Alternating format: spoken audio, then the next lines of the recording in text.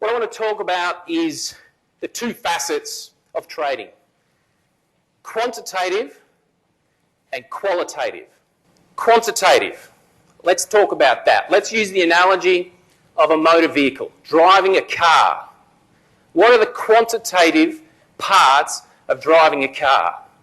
You put your foot on the accelerator to go forward, turn your indicator to go left, put your foot on the brake to stop, put it into gear to go backwards, turn the wheel to go left, turn the wheel to go right. These are quantitative parts of driving a car. They are teachable. Would you agree? You go and have a driving lesson. Who here has kids that are currently learning how to drive? And that's what... Scary stuff, isn't it? That's what you're doing, right? Stay on the left-hand side of the road, please. Turn left here, not right. This kind of stuff. It's teachable. Now, I pose a question to you. Who here has done an expensive course or seminar on trading? Who's done 2 or 3 expensive courses on trading? What are you doing here again today? Those of you that have done these expensive courses, 2 or 3 of them, I had a guy in Brisbane, he'd done a $25,000 course. And I said to him, in front of everyone, I said, so what are you doing here today? He goes, I'm just trying to learn how to trade now. And that's it. You go and do these expensive courses, buy these books, you're going around and around and around and around. But you actually, what you're learning is the quantitative part of trading. Those of you who've done an expensive course, did they make you successful? Yep, okay, 1, that's good. But I mean, would you think it's possible that you can go and do an expensive course and 3 months down the track you think this is just not working? You think that's possible? That's happened to you? Because what you've been taught is the quantitative part of trading. You haven't been taught, and I'm not sure that it can be taught, the qualitative part of trading. That's what I'm going to talk about today. If we go back to our motor vehicle or driving our car, can anyone tell me what the qualitative part of driving a car is? Understanding the flow of the traffic. Anticipating what, I was going to say the guy in the Volvo next to you is doing, but I better not say that. Anticipating what the other drivers around you are going to do. It's gaining a sense for a dangerous situation. And so it is with trading. We go to all these seminars and these conferences, and we buy all these books. We do all this stuff, and we go around and around trying to become successful. The reason that we're not gaining success most of the time is because we're learning just the quantitative part and not the qualitative part. And that's what I want to talk to you about today. I can't teach you this stuff. So I may as well go. I can just plant the seed in your mind to have a think about it. Because that seed was planted in my mind many, many years ago, I get it now. I understand it. And once you get it, you're away. That's it. And that's what we want to talk about today. So, thinking quantitative and qualitative, what would be some quantitative facets of trading? Entry patterns, trailing stops, a trading plan, indicators, stop loss, blah, blah, blah, blah, blah, blah, blah. All the stuff you find in books and go and pay $25,000 for. Okay? That's all the parts of quantitative. Who can think of some qualitative parts of trading? Psychology, yes, I agree. Can you teach psychology? I don't think so. So, you know, absolutely, that's part of the qualitative approach to it. The Lake Wobbegong, and we'll come back to quantitative, qualitative in a second.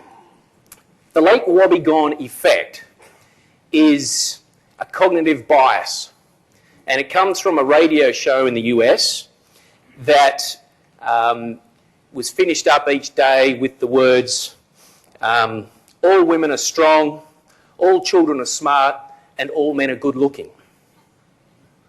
A survey in the US of men suggests 90% thought they were better than average looking. 93% of drivers in the US believe they're better than average drivers. 88% believe they're safer drivers than the average. This is a form of cognitive bias. It means that basically you overestimate your own abilities. You overestimate things. It's impossible for 90% of people to be better drivers than average. 75% of, I think it was Harvard MBAs, thought they were in the top 5%. So this is the whole idea of the Lake Wobbegong effect, is that we overestimate our abilities. But I just want to put a little spin on that. We can overestimate our own ability, but when it comes to trading, we tend to underestimate what's required. In other words, we tend to underestimate the qualitative traits of trading. And once you underestimate that, you're never going to make it a successful trade, or you're going to keep going around in what I call the beginner's cycle. Beginner's cycle is you go and do a course, you follow the rules for 10 trades, you have a few losses, you have a few break-evens, a little win, and you basically think this is crap. And then you go to another course, and the same thing happens. You make 10 trades, nothing's really going on, and you just go around and around. Who here owns more than 10 trading books? Who owns more than 20? Who owns more than 200? That's why they're down there in the far left-hand corner. Why do you have so many books?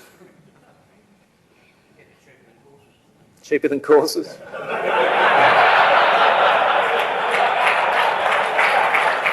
That's right. Is that you, Dennis? Hello, mate. I haven't seen you for a while. You're down the front row to pick on me today, aren't you?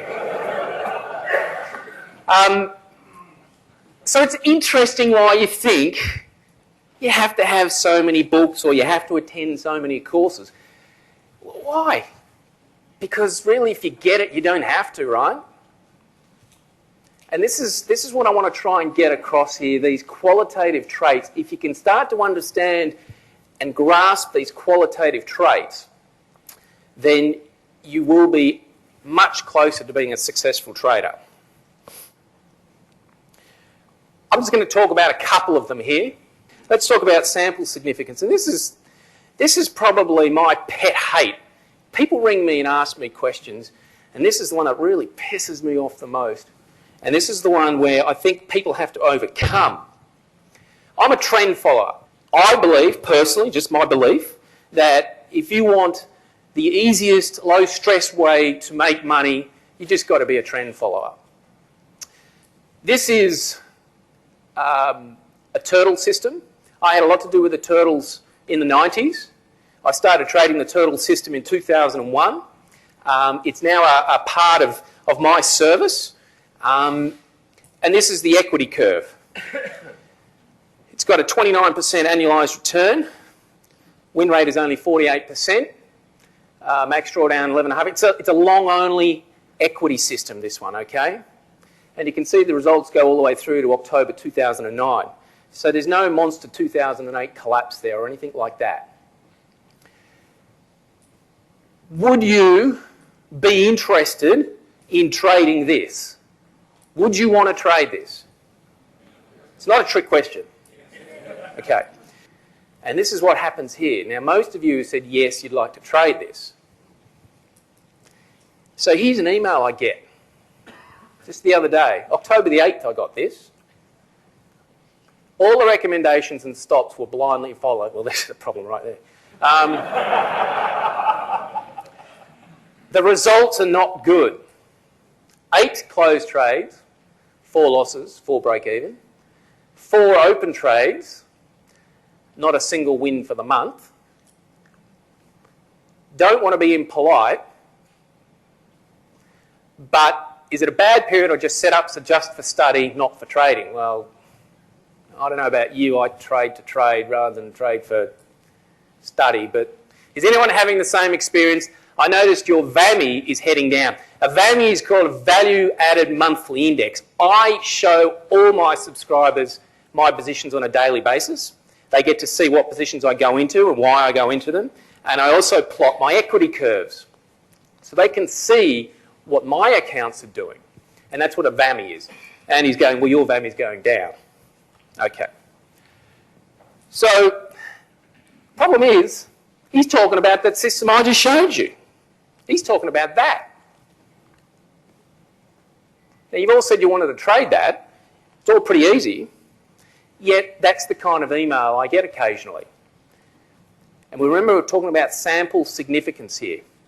So he's talking about 12 trades. So what I thought I'd do very simply is I went back to 1997, ran the system. It produced 1,950 trades.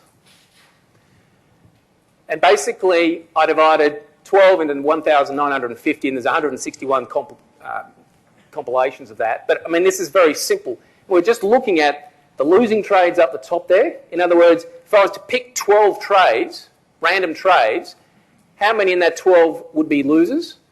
How many would be profitable? And how many would be break even? Okay? So you can see there that there is a chance out of this 161 selection that you can actually have 11 losing trades in any 12. Who'd be happy with that? You'd go, Radge, you are crap. I've just done 12 trades. I've had 11 losses. Give me my money back. That's what you'd say, right? That's what we're trading, and that's what basically it will look like in any given sample. Does everyone understand what I'm saying here? So you could actually have on the winning side, there is or has been a series of 10 winners in a row. I'm going to play a little game. Some of you have seen this, so I apologise. This is 1,500 trades. And again, I've just put in the numbers from that turtle system, long-term numbers. And I just want you to tell me, if we think of units of risk, for example, 1 unit of risk and therefore units of profit, I just want you to point out to me which equity curve here you don't want to trade. Just tell me. Whenever you're ready, you can tell me which one you don't want to trade. Okay, so you're all happy for this, right? I want you to do the same thing now. This is a random number generator. They're just generating random numbers. The statistics are in here exactly the same as that turtle system. Just tell me which one you don't want. What we're looking at here is 12 trades. You don't want that.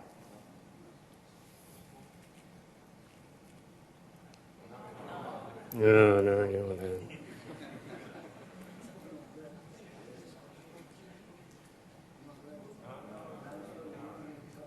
You understand what's going on here? We're looking at a subset of a bigger sample. And this is what the sample significance I'm talking about.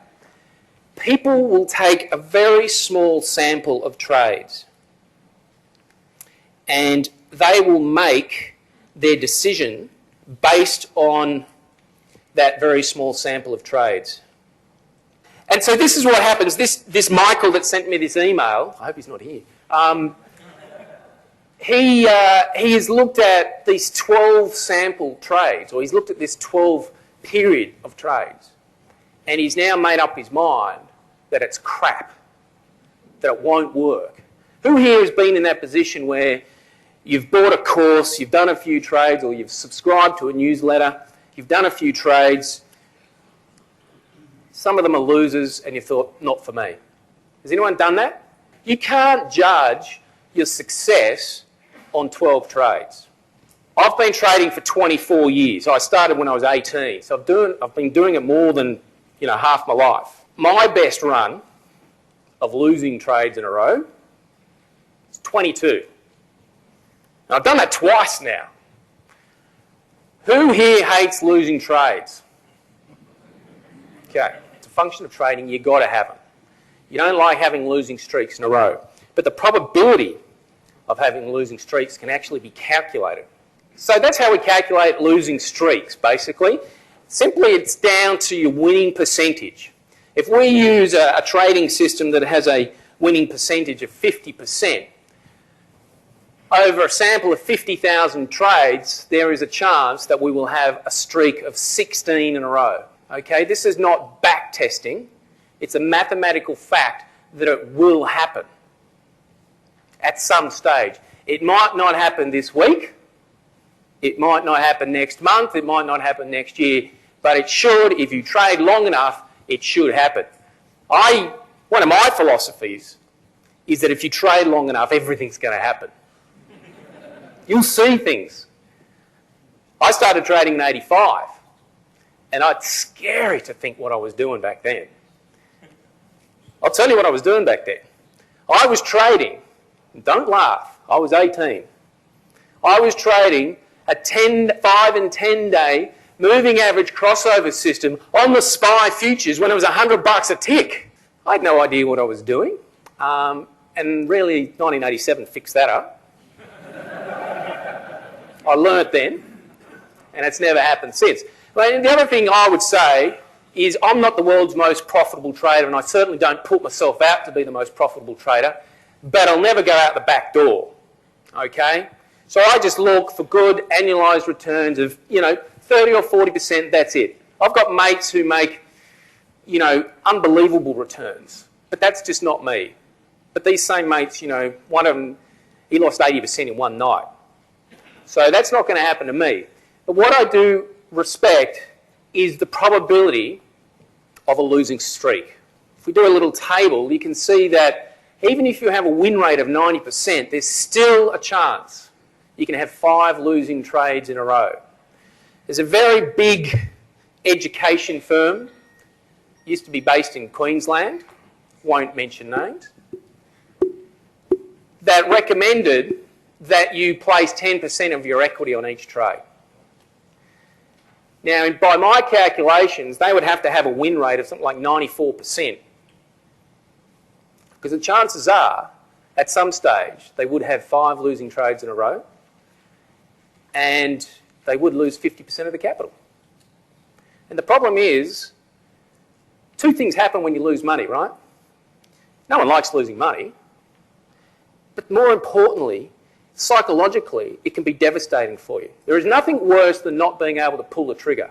You've always got to be able to stand up the next day and pull the trigger and do it again the next day. But if you lose a lot of your capital, you're going to find it very, very difficult to do that, and you're going to go back into that beginner's cycle. You're going to go and find something else to do. So keep in mind this little table here. You can see 50% your probable streak will be 16 losing trades in a row. Even at 90%, you can have 5 losing trades in a row. Now, that's a real equity curve. That's a Hang Seng system I developed, and that equity curve starts in 2001. That's real trades. 2001 through till, I think that was late last year. That big explosion in the equity curve was because of the volatility in the stock indices around the world. Real trades. Up the top corner is the back testing, the historical back testing. Win percent of 33, win-loss ratio 2.9, losing streak 14. Okay? Down the bottom right-hand corner, they're the real stats. 354 grand net profit. You can see the win percentage there is 34%. It's at 18 losing trades. If you go and develop a trading system using AmiBroker or TradeStation, and you do your back testing, and you have 14 losing trades, you think, I can deal with that, no problems at all. Real-time trading comes along, you're at 14 losing trades in a row. At what point do you stop? I mean, it's a real question. You go and do your testing, you have 14 losers in a row, and you have another one, and then you have another one, and you think, ooh, something's gone wrong. The market's changed. The markets don't change. The only change is change itself. Remember our little table up here. The table says, with a winning percentage somewhere between around the 35% mark, we should have somewhere between 25 and 30 losing trades in a row. Okay? So we've got 18, our testing shows 4, we're a little bit nervous. Real-time trading, right? This is a real account. 29. But that's what our formula said would probably happen at some stage. So you could call this a black swan event if you like, but we all know the tails are a lot broader than what's put out there. Same with option trading. You know, you have these people telling you about all these nice little strategies of selling calls and puts and naked shorts and all this kind of stuff. And look, it works for 5 years. And then one day it's all over. Completely all over. So it's just a matter of when, not if. It's a matter of when. And if you trade long enough, these things will happen eventually. So you've got to be prepared for this kind of eventuality. It's not nice, but I'm not glossing over the reality of trading. I'll leave that up to the spruikers. Immediately on from losing streaks is risk tolerance. Okay? We hear a lot about the 2% rule. Don't risk more than 2% of your account. But unfortunately, 2% is not for everybody, because everybody has a different risk tolerance. Agree?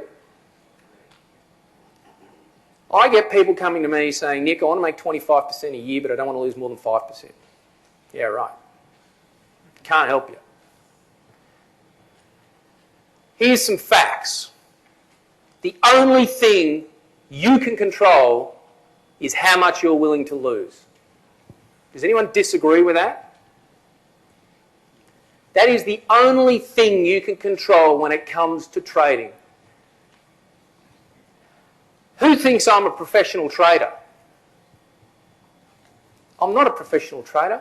I am a professional manager of bad trades. That's all I do. Just put trades on and manage the crap ones, because the good ones will look after themselves. So it's my job to look after the bad ones. And that gives me the positive expectancy. It's pretty simple kind of stuff. How much you win when you win and how much you lose when you lose. So the only thing you can control is how much you're willing to lose. Regardless of how good you are, you will have losing streaks. Now, I understand we're going to come across, and there's probably some people in this room that say, oh yeah, but Nick, I've never had more than 3 losing trades in a row. I don't dispute that that happens. That's not my point though. I'm just your average bloke trading. So I'm talking about Joe Average here, who will have losing streaks and bad periods of time. The textbook 2% rule may not be appropriate. True story. Last year, on our short-term swing trading, discretionary trading, we made 170 odd trades. We were up about 157%. During that period of time, equity dropped 11%. I got an email saying, thanks Nick, the pain's too much. Okay. Right. So the problem is, you should never get to the point where the pain is too much. This particular guy, his account was down 10%, but the pain was too much. And I said, well, what are you doing? He goes, well, I'm doing everything you're telling me to do. I said, what about risk management? What risk are you putting on each trade? He goes, I'm putting on 2%. And I said, well, hold on a sec. The probability of what we're doing here is we're going to have at least 15 losers in a row. You're risking 2% of your account, which is what he read in a textbook. So the chances are he was going to, at some stage, have a 30% drawdown. But he was only willing to deal with a 10% drawdown. In other words, he was trading way over his risk. It wasn't the system, it was his risk. It was the fact that he was using 2%. He should have been using about 0.5%, half a percent.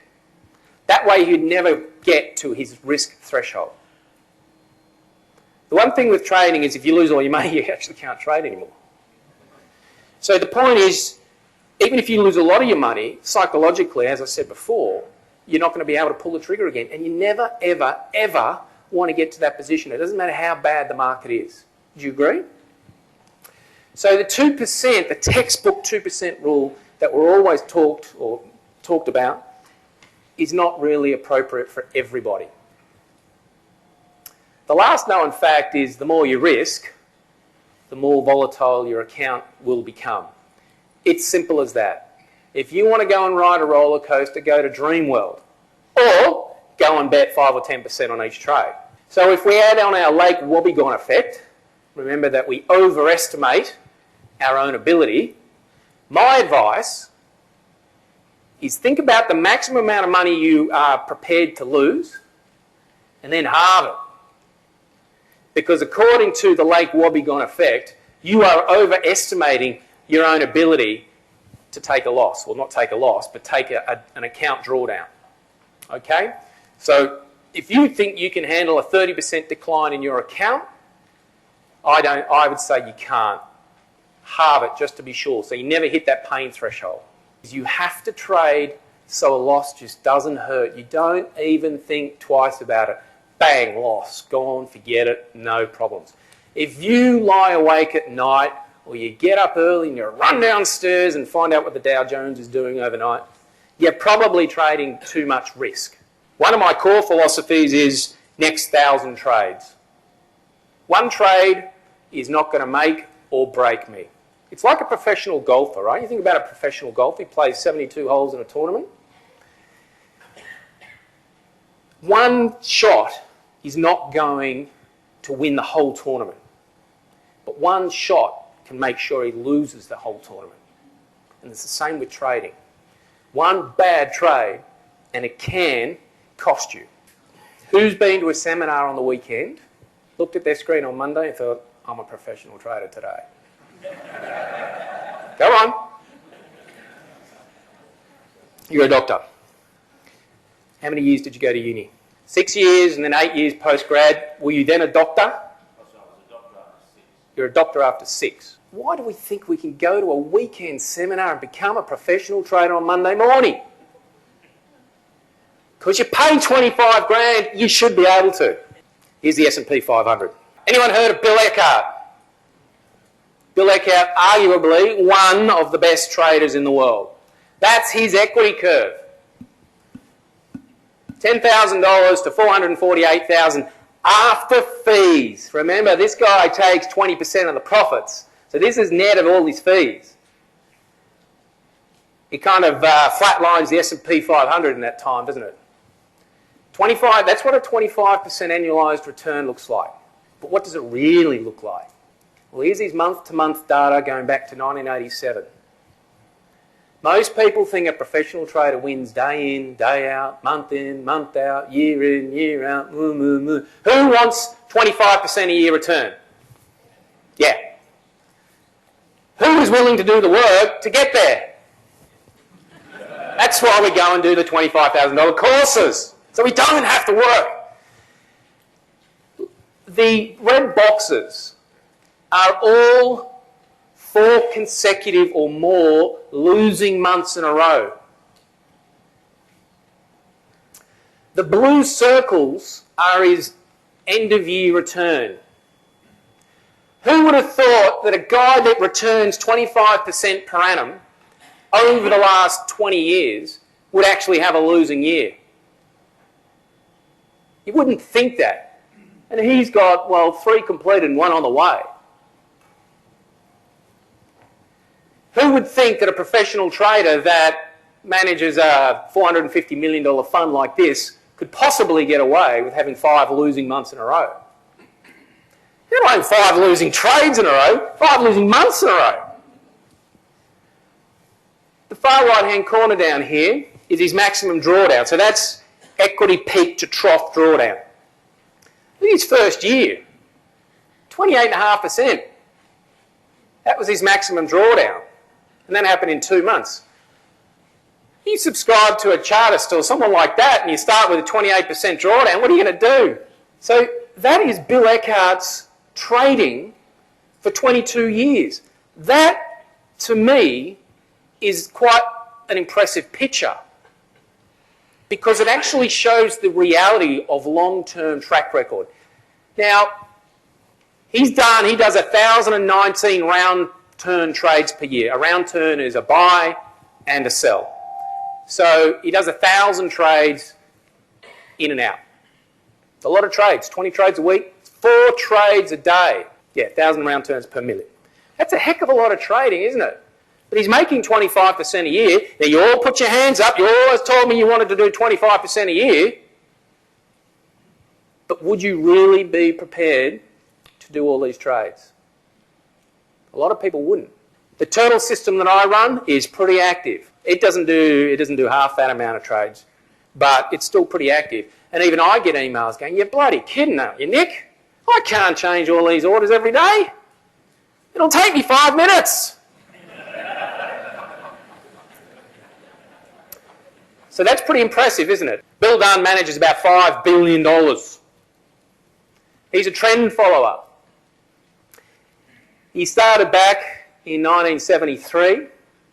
You know what? He still uses the same system today that he created back in 1973. Compound annualised rate of return after fees is 18.8%. The blue line is his equity curve. Not quite as good as Eckhart's. But have a look at those drawdowns. He's just had a 60% drawdown. Look when he started. The year after he started, no, 2 years after he started, he had a 50% drawdown. Pretty amazing when you think about it. He just stands up to the plate again, regardless of what's happening, and does it again. Places the next trade, the next trade. Keeps going. Why? Why can he do that? Why can Eckhart do that? He has 5 losing months in a row. He's down 21%, and he takes the next trade. Why? Because he knows intimately, he knows he has a positive expectancy. The only way he's going to fail is if he doesn't place the next trade. That's the difference. My accountant told me I lost 4% last year. That's all right, because I'm up 52% since February this year. So, swings and roundabouts. I'm happy to take a losing year. 4%, no worries. Next trade, please. And that's the difference. And this is Bill Dunn, and he's noted for his, I just ride the bucking bronco, I think is what he says, isn't it? I just get on that horse and go for it. He doesn't care about risk-adjusted returns. All he cares about is his positive expectancy that he knows, intimately knows, he can create by following trends. And that's what he does. Another analogy we could use, Dennis, you can answer this question, seeing you sat up the front and gave me grief. Investment manager A returns 40% per annum. Investment manager B returns 40% per annum. Which one would you invest in? You'd be happy with both of those, 40% per annum? Mm-hmm. What if you knew that manager B made all his money in December? Oh no. Hold on, you just told me you were happy with 40% return. So what you're not happy with is how you got there. Right. That's the thing, right? This is one of the qualitative traits that differentiate a successful trader to someone who's struggling. The journey being travelled, okay? We all want to be an Eckhart. We all want a 25% annualised return. But buggered if we actually want to go through the pain to get there. And Bill Dunn, I mean, that's just wild. These are new equity highs now. That's big balls, you know. I mean, you know, people get annoyed after 3 weeks. 6 years, hello, you're an idiot. Except for the buy and holders. It'll come back, it'll come back. Your equity curve can't rise every day. Okay? It just doesn't go up linear. Flat periods, down periods, bad periods, they're going to happen. It's a fact of life. You have to be able to get through that stuff. It's like another analogy I use about driving from Melbourne to Sydney. You're going to need a rest break. You're going to need to go to the bathroom. You're going to need to get some lunch or dinner. You might get tired, and if you do what they tell us, you'll pull over and have a rest. Chances are, as soon as you get in New South Wales, there's going to be roadworks. So you're going to have to take a detour. My point is, you know this stuff, right? You know this. You are prepared for it, and you go ahead and do it, and you hopefully arrive safely in Sydney. Correct? But when it comes to trading, we don't actually know what's going to happen. And that's what causes all the problems.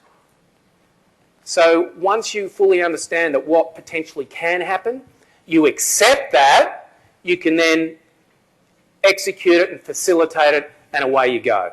I've got some mates who run a big hedge fund, and you go to their office and plaster it all around their office. I mean, these are guys who manage, more than 7 figures. And they've got these little bloody yellow stickies everywhere. On the computers, on the door, when you walk out, on the bathroom. Next 1,000 trades. They're everywhere. Next 1,000 trades. Next 1,000 trades. And that's just to remind them, one trade just doesn't matter. It just doesn't matter.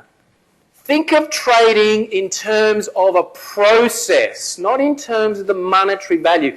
We place too much emphasis on money. That's the kind of society we are these days. Fast, want it now, don't want to do any work, and I want to make money. Enter Spruker. Okay? What I tell my subscribers, especially with the longer term trend following models that I run, is don't even look at your account equity. Don't look at it. Place the trade, walk away. Let it do what it's got to do. If you don't let it do what it's got to do, then you're not going to achieve what it's set out to achieve to. Simple as that. So think of trading as a process of, I know how to create a positive expectancy. Everyone knows how to do that, right? Positive expectancy, very simple. Cut your losses, let your profits run. Find something that works, validate it, do it. That's it. So think of trading in terms of a process of creating a positive expectancy. Remove yourself from the trading environment. Place your trades, turn your computer off, go away. Let it do what it's going to do. You can't control it. So there's no point watching it. I don't live in Noosa to watch the screen all day. Okay? Place your trades, close the computer, go fishing. That's it, right? That's what you've got to do. Remove yourself and just let it happen. And understand that sometimes it's not going to be fun. Sometimes you're not going to make money. Allow the account to flow rather than forcing it. Who does that? Go up! Go up! You go up! Just go with the flow. Let it happen. Understand over the long term, your positive expectancy will look after you. All you have to do in the short term is be there for it. Because if you're not there for it, they can't help you. It's not about absolute return. Okay? Think of someone like Toby Crable. Toby Crable has an annualised return of 8-9%. Okay? You think, what a wanker. Why bother? The guy manages about $5 billion. Eckhart manages $450 million, and he's got an annualised return of 25%. Why is this so? Because the big allocators, the big boys out there with all the money, they don't want to go to the casino, they don't want to ride a roller coaster, they want a low risk-adjusted return. They want a supercharged cash management account. They're happy to have 10% annualised returns that's non-correlated to the stock market in their particular instance, with very small deviations from that. Whereas with Eckhart, you can see it's a bit more of a roller coaster. And done, I mean, that's just crazy. So when you get into the big money, the big professional money management, it becomes more about risk-adjusted return. And that's the way I've been brought up specifically. I don't go for an absolute return. I'm not trying to make 200%. But if I can compound 40% a year and do it in less than 5 minutes a day, I'm pretty happy. And that's how long it takes. Because once you've got your system, and I use AmiBroker, you just push the button and away you go.